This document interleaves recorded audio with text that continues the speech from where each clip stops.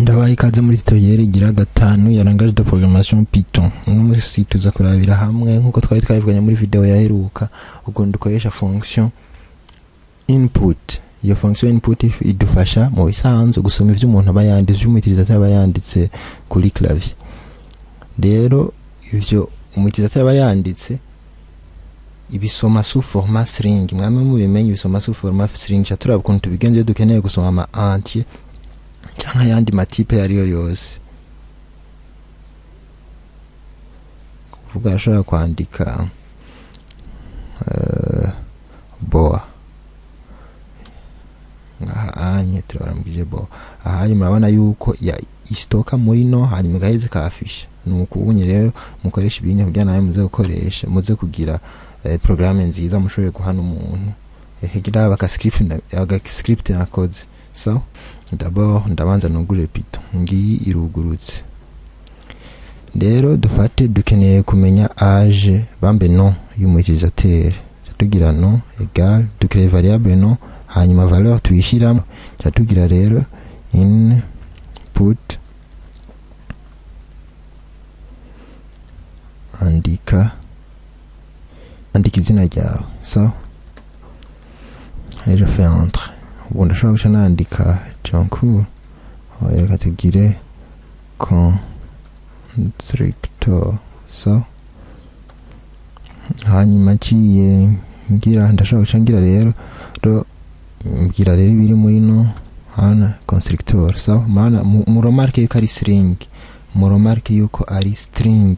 So kuko nk'ubungize kuko umana ko ari kutugiyeme dutangura nk'ubungize mbwira type ya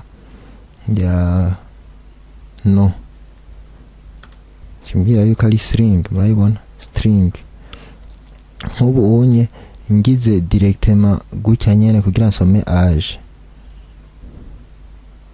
nkaca mvuga age ingana andika imyaka yawe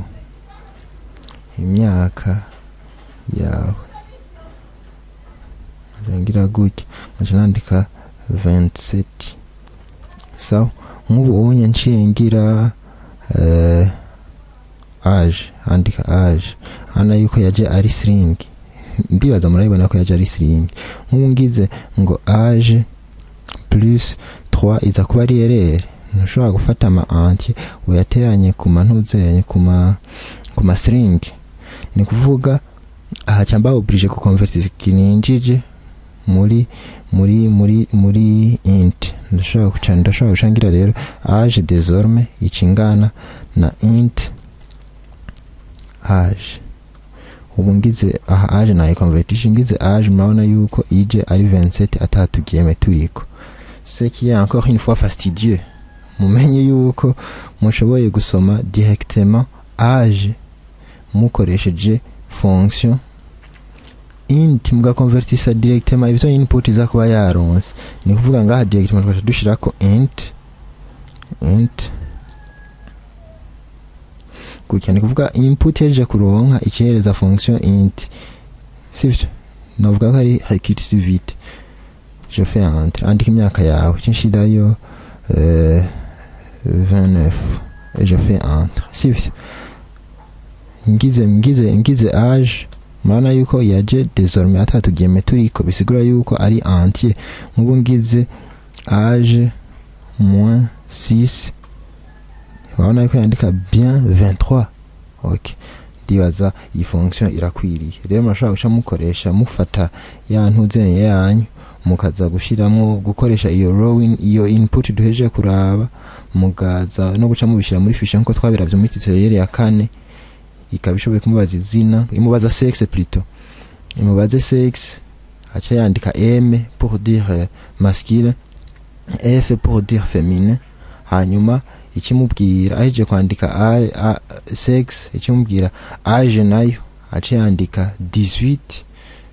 Si acha yandika age ashaka. Ni kuvuga rero kiraba si sexe isanze ari féminin F hanyuma age igasanga ni supérieur ou égal à 18 kimubwira baramvizaje kugira mariage ko imyaka yakwiye. Hanyuma isanze âge isanze sexe ari M pour dire masculin, hanyuma cisanga âge il est supérieur ou égal à 18 plutôt à 21 kuko abangu ni 21 si je me trompe pas, ikimubwira nawewe buramvizaje kuzogira mariage. Si c'est pas le cas, ikimubwira vous êtes encore mineur, murategura ibindi ramara ibindi muba murakora ntimurakuza imyaka kugira mariage. So ibintu nk'ivyo wonye ni kuvuga muze gukoresha, muze kubishira muri fiche nko twabibonye muri série ya kane, hanyuma mukoreshe iyi fonction input kugira musome ivyo umuntu yanditse. So murakoze.